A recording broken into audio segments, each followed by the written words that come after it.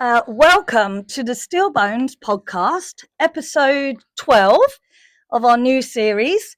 And I am in a very exciting place today, the House of Lords, with an extremely special guest. Lord Mackinlay, for those who might not know your journey, could you share a bit about what led you into public service and the House of Lords? Yes, I mean, I was been involved with the political debate since the early 90s, and funny enough, it was the whole question of Britain's membership of the European Union, which got me interested in politics. I'm a big Brexiteer, and I was one of the founders, would you believe, of the UK Independence Party. And I saw that from the early 90s until 2006, I left and came back to the Conservative Party. No, 2005, actually.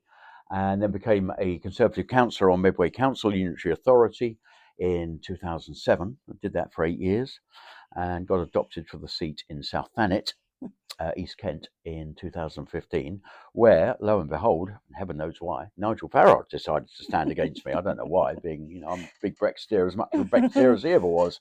So why he stood against me, I'll never know. But our paths have sort of widened, shall we say. But anyway, I beat him in 2015 and enjoyed being an MP for just over 9 years. At the end of September 2023, I got struck down with sepsis. Came out of the blue. I was at work the day before, started to feel a little bit unwell in the evening, but was, pretty okay. Did Radio 2 with Jeremy Vine at lunchtime. And then by the morning, I'd been sick and quite ill during the night, and by the morning my wife was saying, well, you look ill, but my vital signs were fine. I had no reduced blood pressure, which is often a sign. My temperature was fine, my blood oxygen was fine, all those sort of normal things were okay, but I was just feeling absolutely lousy, and my arms were starting to go very pale and very cold. Right. So my wife phoned paramedics, and they came out. Didn't want to take me in originally because my vital signs were okay. But with a bit of a magic words from my wife, could this be sepsis?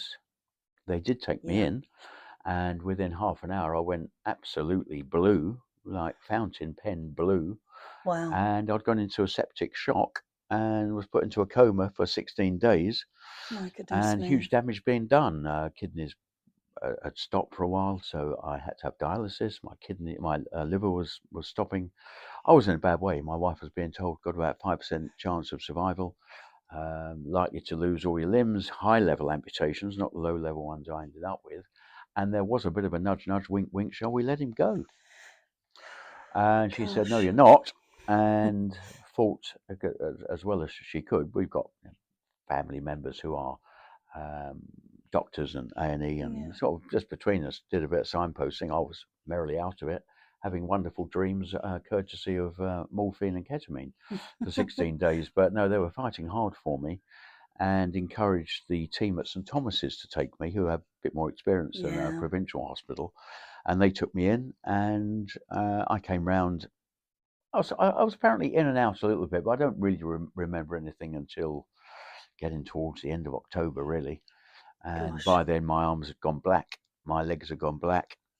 My arms particularly, they were sort of desiccated, not moving. You could say they were dead. They were very strange, almost like something you dig out of a pharaoh's tomb. They were these sort of dried, desiccated hands, and I sort of knew, well, they were going to have to come off. And I was quite stoic about it, really. Probably the effect of having lots of happy drugs. But I could see what was going to be around the corner. And I was sort of quite, I don't know, just resigned to it. But anyway, after all that, I ended up coming back to Parliament after 8 months in hospital, and I had that quite famous return to Parliament, which was apparently around the world. I had my cousin in America phone me from California and said, "Oh, you've just been on US telly." Oh, wow. And apparently it was on in Australia and Germany and all manner of places. I suppose it was a slightly unusual event. We were all thrilled. And it was quite an amazing event. It was very emotional for me. And little did I know, the election was going to be called that evening. Yes, of course. I thought the election was going to be October, November, as we all thought it might be. And I had to make some pretty rapid decisions. And having been literally out of hospital for a month and still on sort of trial prosthetics and version 1 legs. And I knew it was going to be a hard election. I thought, I'm just not ready for this. No. Just not ready. I might have been kidding myself that I'd have been ready in October, but it would have given me a few more months to think about it, get a bit more That would have been training, a year and on, wouldn't it? a year on from yeah. from the illness. mean, So still, I might not have been still yeah, felt, because being an MP is a tough job. Yeah. It's not an easy job. It No. is full on. It really is full on. And so I decided, no, I wouldn't stand again. And to his great credit, Rishi Sunak, the outgoing Prime Minister, in the dissolution honours list, put me on the honours list to become a peer. Yeah. And so here we are. Well, that was fantastic in the news. House of Lords. So still doing my bit for politics and doing all the things that I'm still interested in. But now with 2 big new campaigns, and that is campaigning for sepsis and recognition of sepsis, so people don't die, because 48,000 people die a year of this, and campaigning for people to get the right prosthetics at the right time. And I pot it like this. If you go into A&E with a wound on your arm, and I mentioned this in my debate in the Lords just a couple of weeks ago, if you go into A&E with a wound on your arm, they don't give you a 1920s hot bread poultice. So why do they give out pre-Victorian prosthetics, which is what they are still doing? And that, frankly, is not on. If you have cancer, the treatment is expensive, but they don't say, oh, we're going to give you something cheaper circa 1950. They don't do that. They give you what is needed, up to date, as of today. Cost is a side issue, and so it should be the same for prosthetic users. And I know I would say that, wouldn't I? But if you're a double amputee, upper limb double amputee, you really struggle to do anything very much. And the only way you can get a half decent life is by having the multi-articulating bionic hands. They're out there. They're expensive, but they're not extortionately expensive. And especially if the NHS were buying more, the price would come down. And so that is now a big campaign of mine. I mean, I found legs in the experience of the NHS. These are private legs still. I'm still waiting for NHS ones. I mean, they were fairly quick off the mark to make them, but they haven't actually managed to make a pair that fit properly yet. But that is, I think, an unusual experience. So the leg side of things with NHS is not so bad, but the upper limb is still way behind where it ought to be. Yeah, very much so. What would So that was a very long answer to a very short question. But extremely all important, and a brilliant introduction to everything we're going to go through. Just with the sepsis, I've never had any of my family members go through it, thank goodness. But what was it that made your wife say those words? Could it be sepsis? What were the key? I've actually just had a neighbour pass away from it. Actually. I mean, everybody knows someone who's either died of it or they've got through it. I mean, it's often acquired in hospital, usually at a time when you're at a low ebb and you've had an operation and perhaps your immune system is suppressed or whatever other reason. I mean, mine completely out the blue. Completely out the blue, which is the worry, is that anybody could get this at any time. I mean, I didn't lead a mad high, I wasn't, boozing and smoking and on drugs, that's for sure. I was leading a busy lifestyle, probably overdoing it a little bit, but a fairly healthy lifestyle. And I don't think hard work ever kills anyone, but for whatever reason, my immune system went haywire and they put it down to pneumonia, which apparently if you were to swab your own nose today, you would have pneumonia bacteria in it. So it's a completely commonplace bacteria. It is your own immune system going completely haywire. Wow. Inexplicably. But why my wife thought it might be sepsis was I was just inexplicably very, very ill. And that, I think, you aren't normally, and I'm not normally not ill. like I mean, you might get a upset tummy or a cold or any of that sort of thing, but unusually very ill. So I think the patient knows yourself. You can almost self-audit this, I think, because you know yourself. And if you're feeling very, very strange, I mean, some other signs, you usually get low blood pressure, you might get elevated heart rate, your temperature might be going awry. You might stop passing urine for a day. That's often quite a key sign. But mine was literally, I'm just feeling so damned awful for no apparent reason. Yeah. Okay. But I mean, there wasn't even enough time, because usually you get a few days grace. Yes. And if you I can know. spot it early, Yeah. you can get to the hospital, encourage them to diagnose it, which they're getting better at, that's for sure. It's not the easiest thing to diagnose, but they're getting better. And as long as you get your fluids and antibiotics, you should come out the other end perfectly well. Yeah. But I was just unfortunate that I So- didn't get those warning few days, because family's medical, my wife's a pharmacist, Oh, they wow. would have spotted this. And I Gosh. think I'd have almost might have spotted it myself. Yeah. But it was just so rapid. It was literally less than 12 hours from start to finish. Goodness me. Yeah. That is quick. And I should have isn't it? died. I should have died. And probably 20 years ago, Yeah. you would have You died. would have. So this is, again, a corollary of this is that they have got new drugs and ways of Yeah. keeping you alive where you might have died. And the problem with living is you may lose limbs. Yes. So my fear is you're going to get more limb loss people because of Absolutely. sepsis, because they haven't died, Yep. they have survived. So if you're going to keep us alive, for heaven's sake, give us the tools to get on with life. Completely. Did you or your family suffer any key low points during your illness recovery, and how do you overcome these? With all of that, it's a powerful experience, and you're sitting here in the House of Lords. I mean, it's extraordinary, really. I think my wife went through more low periods than I did, because she was really living it. She was awake and living it. So I think she was having lots of battles with the system to make sure I was being seen by the right people, and that they didn't put a do not resuscitate on me and let me just slip away. Absolutely. So, I think she had some dreadfully low points. But I was stoic about it. Okay, looking back, I can't believe how stoic I was looking at these black limbs, knowing that they were going to come off. And even on the day of the quadruple amputation, 1st of December, Oh, wow. 2023, Gosh. I was sort of I think it was because it had been so long from the end of September. Yes. So you had October, November to sort of think about this and to absorb it and know what was coming. So by the time it came on the 1st December, I was sort of resigned to it. It was like a process that this is the next step. I've got to go through this. I've got to go through the next thing. I think I was probably kidding myself that it would be easy to then recover. Yeah. I thought, oh well, legs no problem, and legs have been very little problem actually. It's quite common that I walk 10,000 steps a day. I think on Wednesday when I went up to a conference in Birmingham, I did 12,000 steps that day. With no real ill effects. But the hands you do miss. I think I was kidding myself that the hands would be not replaceable, but the new prosthetics, good as they are, and these are Tasker ones. These are deemed to be the best in the world. Wow. They're not as good as the real thing. There's quite a lot of things you you can't do, yeah. and things you need a bit of assistance on. But I think the low point, honestly, was when I was at the amputee rehabilitation unit in Kennington, which is a unique centre in itself. There's not many inpatient rehabilitation centres for limb loss. There's one out in West London, and there is going to be a new national one associated with the Army facility up in Loughborough.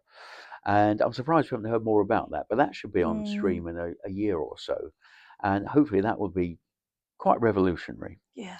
But the low point was when they brought me my upper limb fiberglass with a rubber end called dragons. They're two rubber semi hooks, and that was what they gave me. And I have to say that was probably my lowest point. Yeah. Because I thought, well, what am I going to do with these? Yeah. I suppose they were marginally better than stumps, but yeah, I suppose they are. You can sort of vaguely manipulate a bit of your world. But laughingly on the media, I've said, well, all I can think they're good for is breaking windows and pub fights. You couldn't do up a zip with them. You couldn't pick up a pen with them. You can't pick up a knife and fork.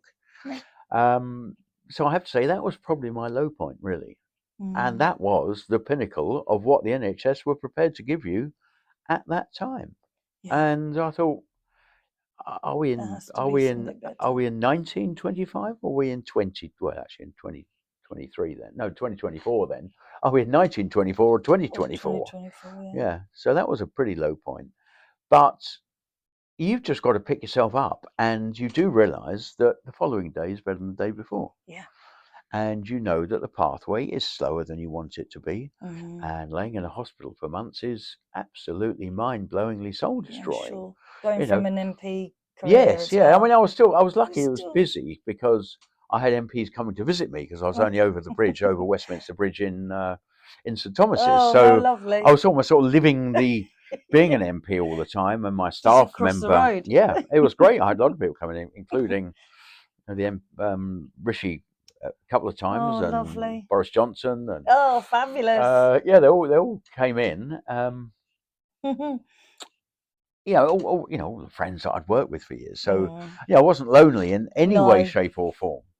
And I also had my staff member was bringing me work over to Yeah, you're still working. to do all the, because with a like a funny gauntlet thing that you could put on my stump and a pen, I could sign letters. So I was still doing that. So yeah, I was still pretty full on. I even did create a backbench rebellion to a government bill from my hospital bed, and it was actually the biggest rebellion that Rishi Sunak actually faced. And I feel mean looking back because he did, after all, make me appear. But still, it was a rebellion on this quite stupid idea to ban normal cars and all having to buy electric cars by 2030. Yes. So and you made sure that didn't happen. No, it did happen because he had the numbers, but I did manage to get enough, quite a decent rebellion. So I was doing that from my hospital bed on the top floor of St Thomas's. So I was still doing the stuff, as it were. That's incredible. Yeah. Did you find that helped you in your day-to-day, give you a focus? It did, yes. Yeah. I mean, my wife came every single day. And there was quite a routine there. You had occupational therapy in, and a bit of exercises, and we'd go out in the wheelchair for outdoors, and it's lovely, isn't it? It is. I mean, it was walk. Yeah, there is, and we used to sort of go off site and go to a place called Lower Marsh Street, which is just near Waterloo, and we'd stop and have a sandwich and stuff, So I was getting out and about. So the days were not. They weren't boring. They weren't boring. Their friends came to visit. But once the wife went home, because she had a little one to look after, thankfully her parents were staying at home, sort of keeping things together. And then you sort of thank heavens for Netflix in the evenings, really. So there's, I had my iPad and between doing a few emails, and then the whole just keep your mind, the whole spectrum of what you want to watch, So it was fine. It was sort of fine. But I did end up run out of things to watch. Yeah, I'm sure. After all those months and months, because you're just trying to keep your brain occupied, aren't you? To keep it off what's going on, keep focused. It makes you realise that the technology side of things makes life that much easier. Yes. Technology is key. Yeah. So you've got a phone that you can speak into. Yeah. To actually navigate it and do emails with. So that's a massive bonus. You've got your iPad where your world's your oyster of what you want to read and look at. So no reason to be bored at all. Compare that to what it might have been in, not even that many, a decade or 2 decades ago. Yeah. You'd have been laying there out your bored out of your brain, really. Very much so.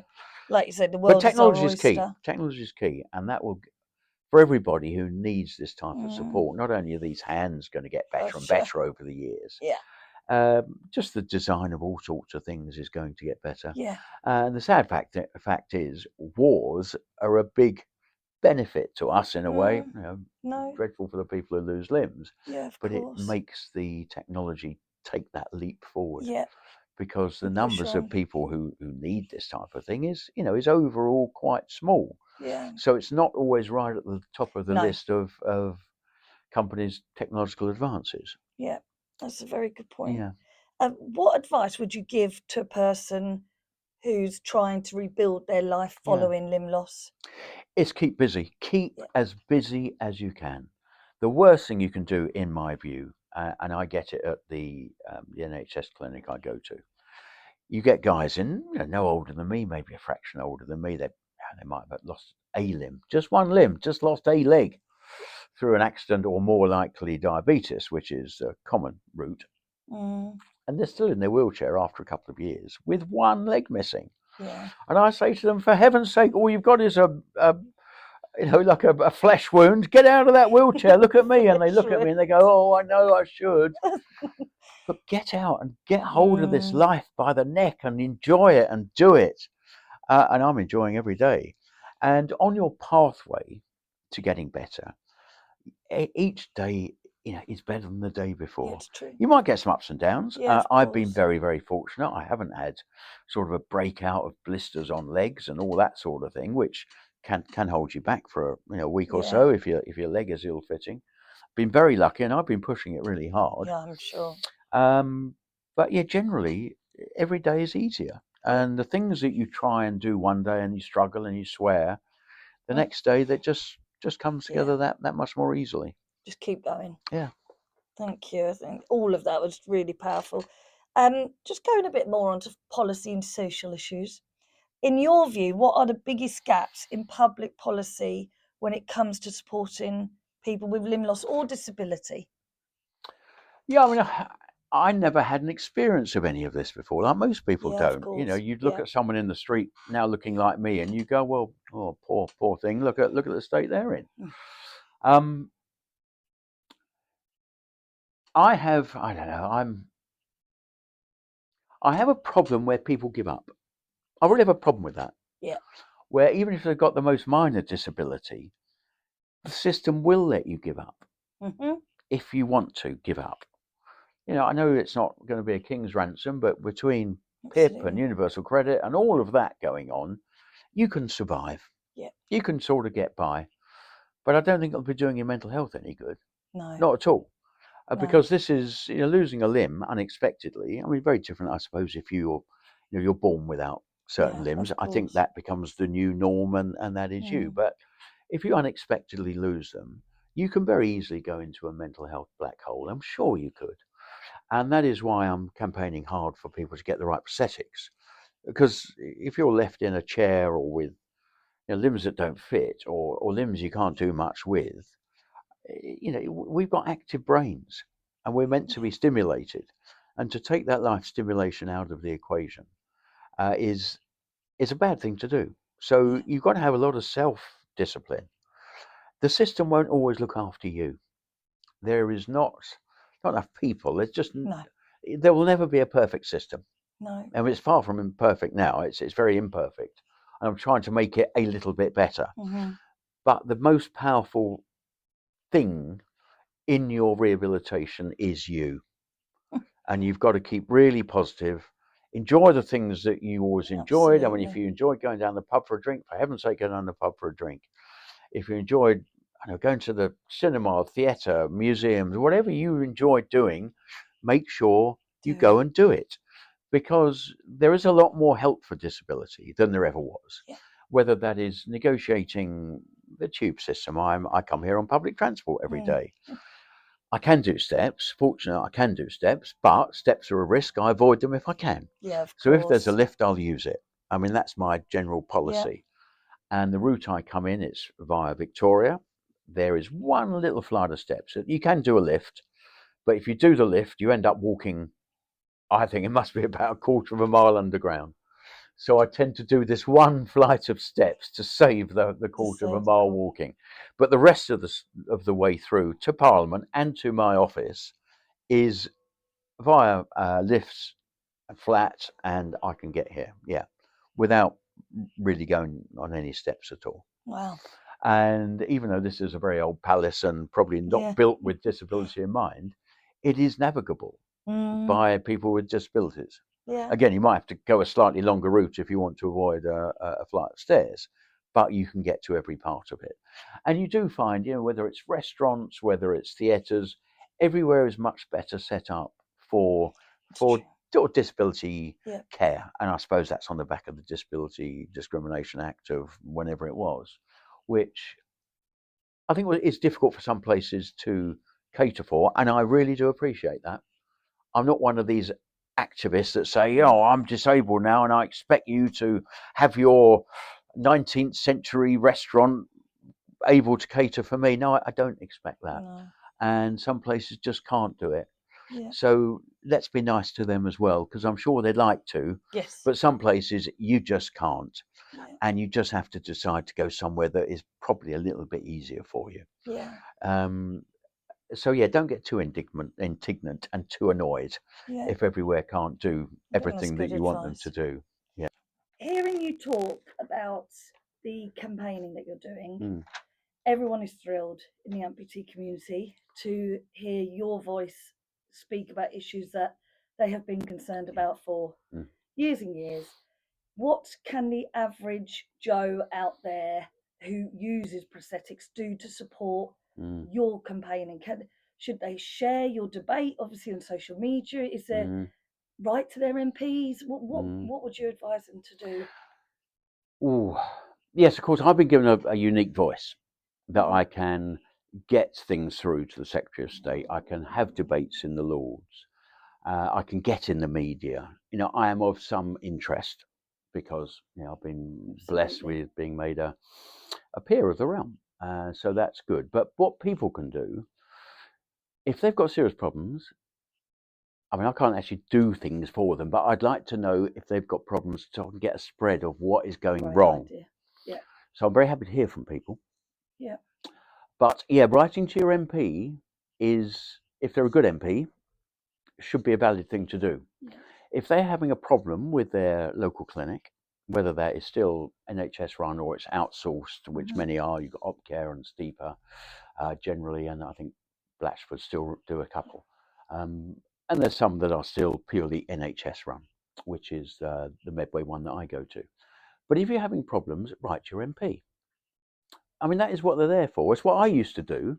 Yeah. I used to respond to everybody and get involved for them. That is what your MP is there to do. It's to stand up against a bureaucracy that may not be working for people, whether that is problems with DWP or the council or housing or whatever it might be. Your MP should be there to help. That's exactly what I did. Yeah. I mean, if people were struggling with getting their loved one in for, been waiting for a hip replacement for too long. It might not be a magic letter. The NMP's letter isn't a magic letter, but it means the system knows that there is somebody out there advocating for that person. Absolutely. Yeah, so it does no harm at all. But yeah, lovely. Yeah, please spread social media. Please spread social media, because the more we can get it out there about the deficiencies in the system, the more the system will get embarrassed. And this is top. I'm giving you the secrets of the politician's secrets here.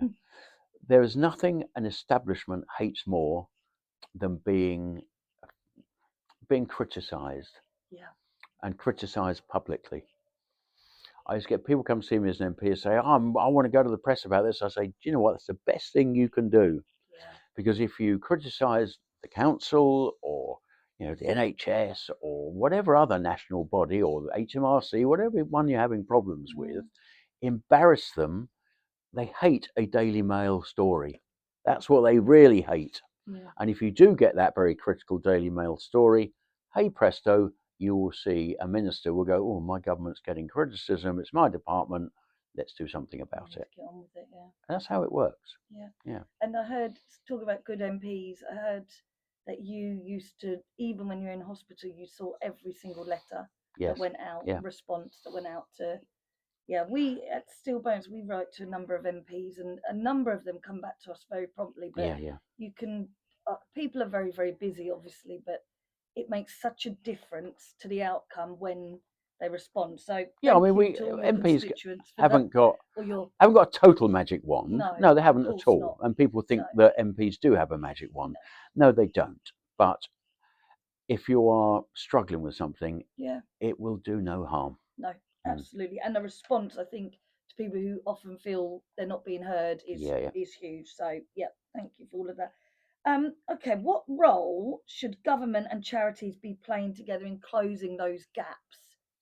Well, charities are often uniquely placed to actually speak to the people who are affected, rather more than government ever is. So government is way detached from real world, way detached. When I had a meeting with Secretary of State for Health, West Streeting, about prosthetics, and I brought a lot of people along to that meeting. I mean, his eyes were open because he was a bit like me. It was such a minority interest. He wouldn't have come across it probably in normal life. So what he was being told was really quite new. And this is what charities can do so well. They can actually get a rapid response back in from their flock, as it were, who will tell the truth as it is. Yeah. The charity can write a pithy report about what's going on, and you can get that pithy report to government and under their nose. Yeah. And that's the sort of thing I can now do quite well, because I can actually get a letter within this internal mad place of Parliament under the nose of somebody. And if they're not listening, I can keep moaning and moaning and moaning and until they do. Yeah, absolutely. And thank you for doing that as well. Okay, so Stillbones is very much about empowering amputees and their families. But what does true inclusion look like to you at the policy level? Inclusion is doing the best we possibly can within the up-to-date technology, drugs, whatever that might be. Yeah. And if the system can sort of promise you that it is using all the facilities that are available. I know you can't have the world, and the world costs a lot of money, and you can't gold plate everything, but within a reasonable expectation of what is out there, and particularly these are out there, they exist, and you can get them on the NHS, but it will take 3 years. That isn't good enough in my view, but that is what we need to be aiming for, to get the best of what is available at this current time. We expect that if we have a car accident, we expect surgery to put us right. If you have cancer, there's an expectation that you're going to have the best treatment that is available as of today. That's true of many things in NHS. If you have to have a kidney transplant, they're not going to get the manual out as how they did it in the 1950s. They do it as according to today. Yeah. And I know some things are expensive, but as I say again, we're not a very big community. No. Not really, not in the scheme of things. So if you're getting people back on their feet as best you can, it's likely they're going to be back at work. They're likely to be volunteering. They're involved with their families. They're likely to escape the worst of whatever mental health issues that could creep up on them. Yeah. And we're trying to make people whole again. Yeah. I would have thought that is the purpose of what the NHS is all about. Yeah. If they're not prepared to do that, then we've got to have some big questions of what it's there for. Absolutely. What advice would you give to young people with disabilities who want to get involved in civic life or public life? Well, public life, particularly if you want to stand for election, it is very well geared up for disabilities, whether that's in local council, and certainly if you want to come here as an MP, it's very well set up. You'll find public bodies really are probably better set up because I don't know, they've often better finance for those type of things than private entities.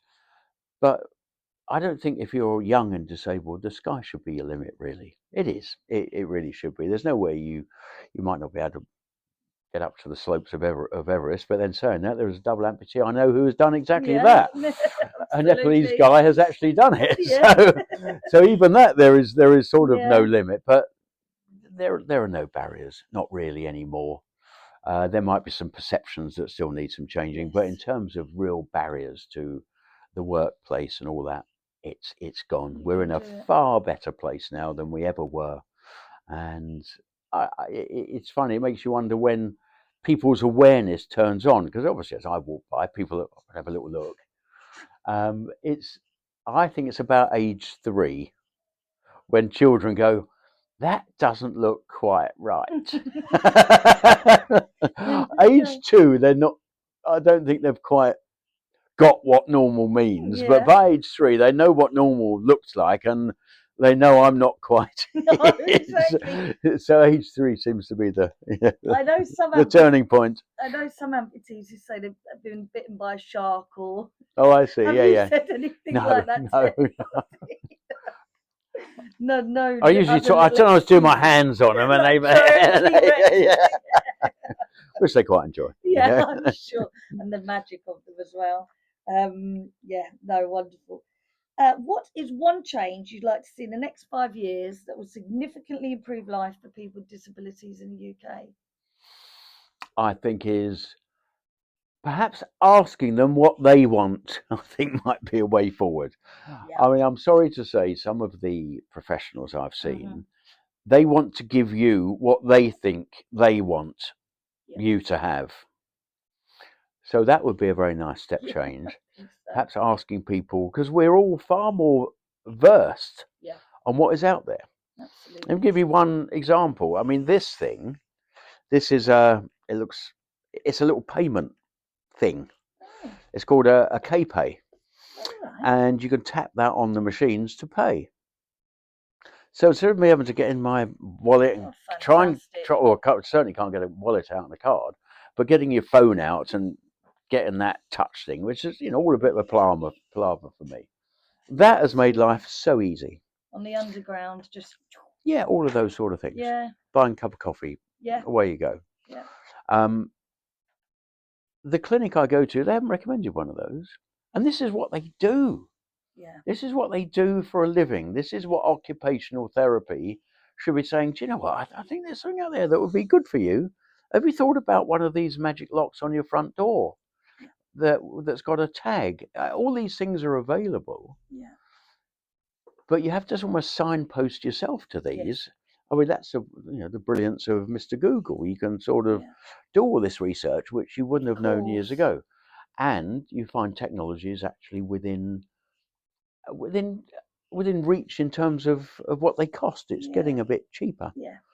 So I would like the system to look at the person and ask them what they want, and perhaps for them to be up to date with what is technologically out there would be quite useful as well. Particularly with AI and things like that. Yeah, AI. I think we'll go, oh, AI is going to change the world. I'm not quite sure about that. No.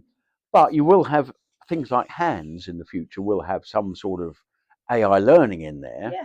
I'm sure. I mean, the AI and these might be quite a revolution, actually. Yeah, in terms of you do Learning something habits. and habits. What are the regular things that people do? You might even one day have some form of cameras in these that are, as you're approaching a cup of coffee, it knows you're approaching. Where is the limit on these things? I mean, you've got self-driving cars. Yeah, So all of this type of thing is coming. Yeah. What's next for you? Are there any upcoming priorities or projects we should be watching? Not just limb loss and sepsis, but well, I'm meeting different companies in here on a weekly basis. They seem to make a beeline for me, and I'm meeting other prosthetic users. I'm meeting people who've just had a sepsis problem, same as me. I had a chap come in here who much the same as me, exactly the same, been through the same process, same clinics. He's now he's a Kent man. Just give him a bit of a boost, really. And I went to see another Kent lad who'd been through similar to me as well. So I'll keep doing that sort of thing. But I'm having people in this field, in the field of prosthetics, in the field of this new clever thing. Yeah. And I'm sort of trying to sort of consolidate that and signpost them to other companies and say that is a good idea. Maybe you ought to speak to them. And I speak to the NHS regularly, so I'm becoming a bit of a conduit in this field, really, because there's lots of really clever stuff out there that the NHS aren't using. Yes. Because penetrating the NHS procurement scheme is really hard work. Yeah. And if you miss a date and a deadline, you can't reapply for 3 years, or all of this sort of stuff goes on. I'm hoping the demise of NHS England might make this a bit more fleet of foot, but maybe that's dreaming. But I certainly was not sad about the proposed demise of NHS England, because they seem to be the institution that likes to say no rather than the institution that likes to say yes. But no, I'll be continuing doing this and all the other political things I'm interested in.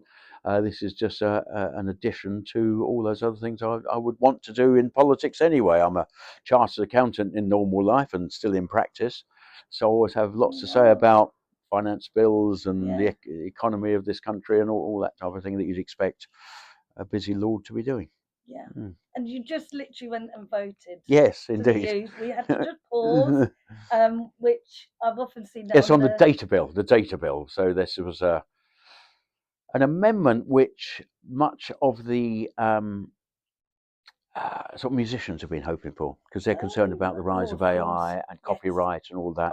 This was an amendment that some lords have put down, which hopefully is, and it was a bit like what Elton John was moaning about. If you watch that piece, of course, once it goes to the Commons with their massive majority up there, they could say, well, no, we'll boot that out. But I've got a feeling on this one they might go along with it. Okay. Oh, well, I just thought that was brilliant. So voted. And how many votes do you do a week? Just out of interest. Usually half a dozen. Half a dozen. Yeah. A week? Oh yeah. I mean, some days you can have half a dozen in a day, but Wow. just generally, you might have the odd week we don't vote at all, and another week it'll be full of votes. Yeah, it just buses in a way. It is in a way. Yeah. Depends what the legislation is.